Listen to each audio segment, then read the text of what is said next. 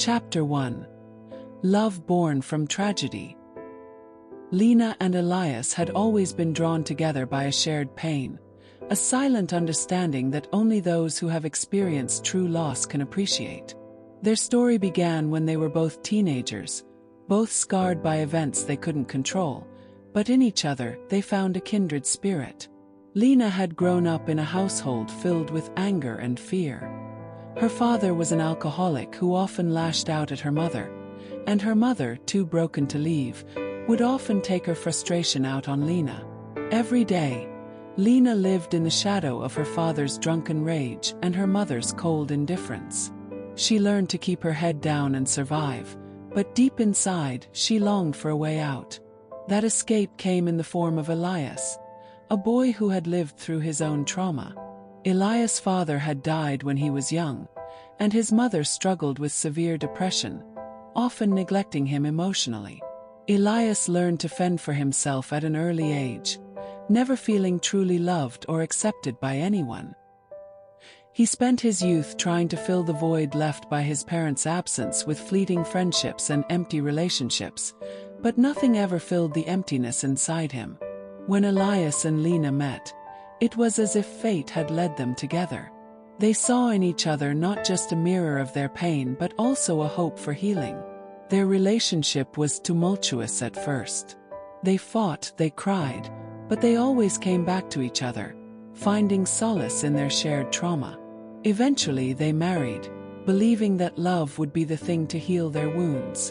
For years they created a life together, a quiet life full of tender moments, quiet dinners and lazy Sundays.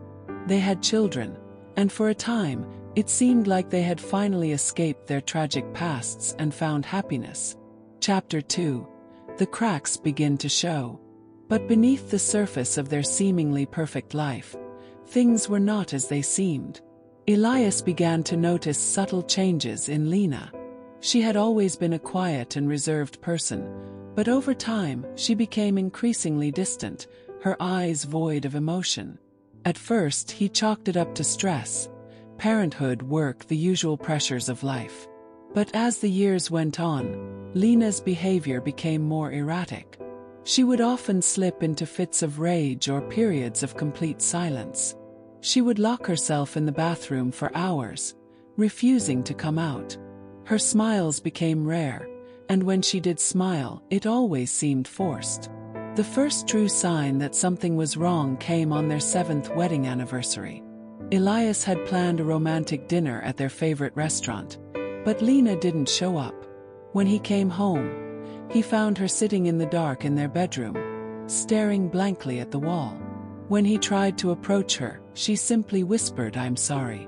Lena seemed apologetic, but Elias couldn't understand what was happening. He thought it was just a rough patch. But deep down, he began to fear the person his wife was becoming. He noticed bruises on her arms and neck, but when he asked, she always had an excuse. She claimed she was clumsy or had bumped into something. Elias started to wonder if she was hiding something, but he couldn't bring himself to confront her. He loved her too much. Chapter 3. The Unraveling. It wasn't until the incident with their neighbor that Elias began to realize the truth. One evening, they were invited over to their neighbor Claire's house for drinks. Claire was a kind-hearted woman who had always treated them like family. But that night something felt off. As they sat in the living room, Lena's eyes locked onto Claire, and a strange, unsettling tension filled the air. Elias could feel the shift in Lena's demeanor. Her hands trembled, her voice was quieter than usual.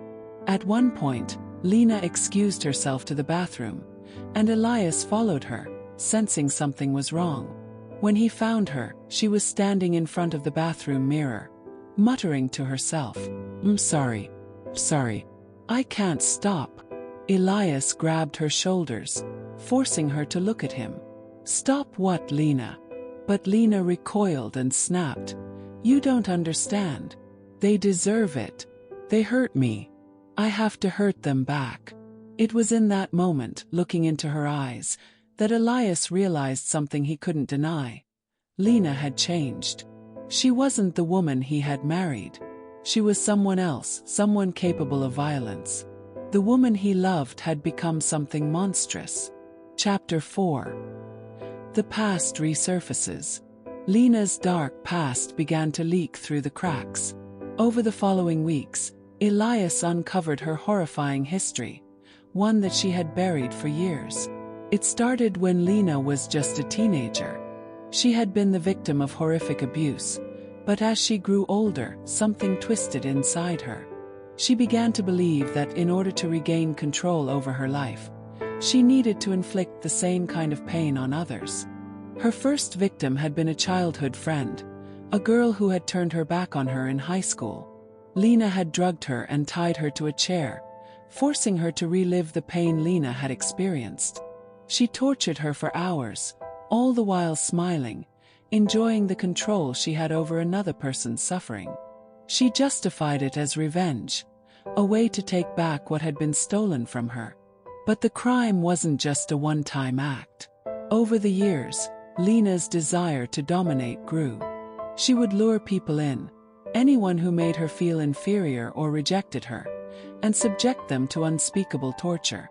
There were others too, friends, acquaintances, even strangers. She never killed anyone, but she left them broken, emotionally scarred for life.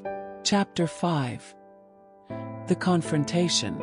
Elias was horrified by what he learned, but he couldn't let Lena go.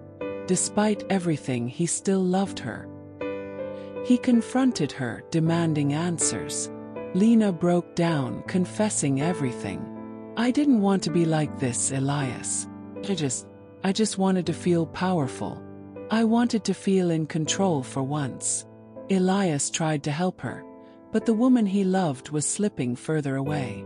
She would go into rages, claiming she was fixing the world, that she was helping those who had wronged her. It became clear that she was living in a twisted, delusional state. Her mind was fractured. Then James, a former victim of Lena's, appeared. James had been one of the people Lena had tormented years earlier. He had spent years trying to put his life back together, but the damage Lena had done was irreversible. When he found out that Lena had started a family and was living a normal life, he became obsessed with getting revenge. James started stalking the family, watching them from the shadows. He knew that Lena needed to be stopped before she hurt anyone else. Chapter 6. The final reckoning. James made his move when Lena began slipping deeper into madness. One night, while Elias was away on business, James broke into their home. He confronted Lena, demanding that she face the consequences of her actions. The confrontation escalated quickly. Lena, in a fit of rage, attacked James with a knife, but he overpowered her, forcing her to see the truth. "I'm going to make sure you never hurt anyone again," he said as he stood over her, prepared to take justice into his own hands. But Elias returned just in time to stop James. He pulled James away, pleading for his wife's life. But in that moment, Elias realized something. He could no longer protect Lena. The woman he loved was gone, replaced by someone unrecognizable. In the end, Lena was taken away, but not to prison.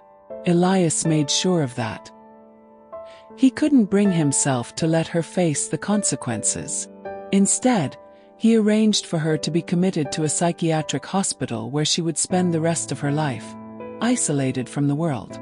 Lena never truly understood why she had been locked away. In her mind, she was still just a victim, someone who had been wronged. She still lived in the world she had created, unaware of the pain she had caused, trapped in her own delusions. Hey everyone! Welcome to my very first YouTube video. I'm super excited to be here with all of you, and I wanted to take a moment to tell you about something special I'm planning for future videos. I want you to be part of this journey. In my next few videos, I'll be sharing your stories. That's right. I'd love for you to share your personal experiences, thoughts, or anything you want to talk about, and I'll feature some of them right here. Whether it's a funny moment, something inspiring, or just a part of your life that you want to share, I want to hear it. Drop your stories in the comments or feel free to send them to me directly. Oh, and by the way, this is also a special moment for me, so I'm a little nervous, but I'm so excited to be stepping out of my comfort zone and connecting with you all in a new way. Next videos would be with my real voice. Thank you so much for your support on this journey. I'm really looking forward to reading your stories and sharing more with you. Don't forget to like, comment, and subscribe if you want to be part of this amazing community. I'll see you in the next video. Take care.